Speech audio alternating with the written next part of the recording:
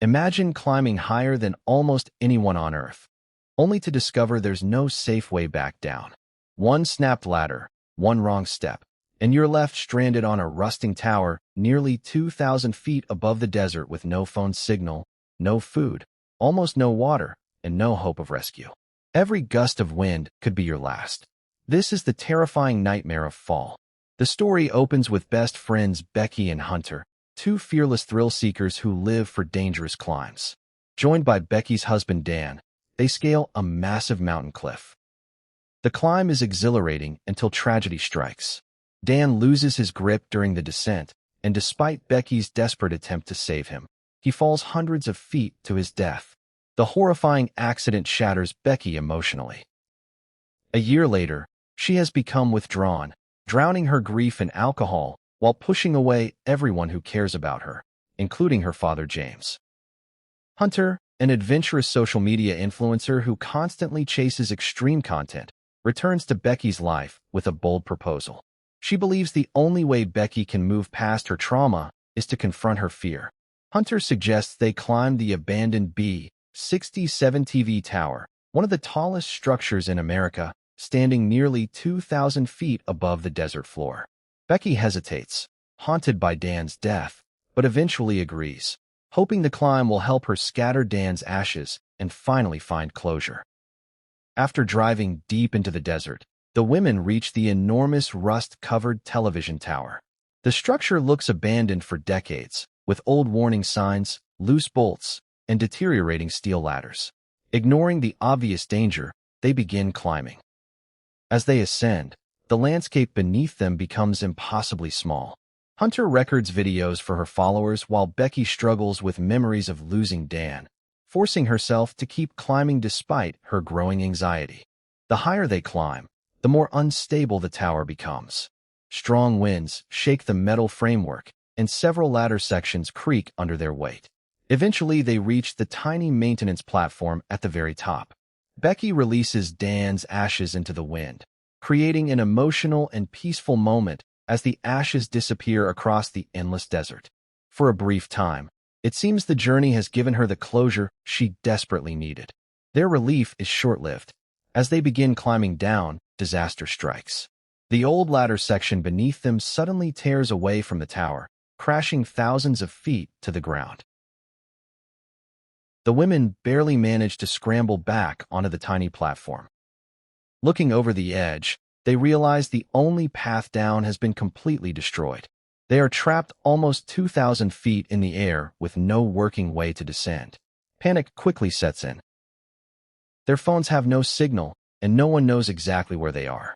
Hunter tries sending messages whenever a faint connection appears, but every attempt fails. They shout into the empty desert below, but nobody can hear them. As the scorching sun rises higher, their water begins running out. Every hour makes their situation more desperate as exhaustion, dehydration, and fear slowly consume them. Refusing to surrender, Hunter comes up with increasingly dangerous rescue plans. They lower Hunter's phone using a drone, hoping to reach an area with reception. The drone succeeds briefly before its battery dies, crashing far below with their best chance of communication. Their hopes collapse once again. Meanwhile, vultures begin circling overhead, sensing weakness, adding another terrifying reminder that death may be closer than rescue. Becky and Hunter's friendship is tested as dehydration worsens. They argue over past mistakes and finally reveal painful truths they've kept hidden. Hunter confesses that before Dan's death, she secretly had an affair with him. Becky is devastated by the betrayal, feeling as though she has lost her husband all over again. Their emotional wounds become almost as painful as their physical suffering. As their bodies weaken, they attempt an incredibly risky escape.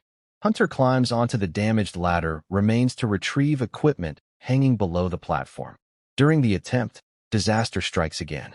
She falls from the tower, disappearing into the endless drop beneath. Becky screams in horror, believing she has lost her best friend just as she lost Dan. Alone on the platform, Becky struggles to survive. She continues speaking with Hunter, who appears to be alive on a lower satellite dish. Hunter encourages Becky to stay focused and keeps searching for a solution.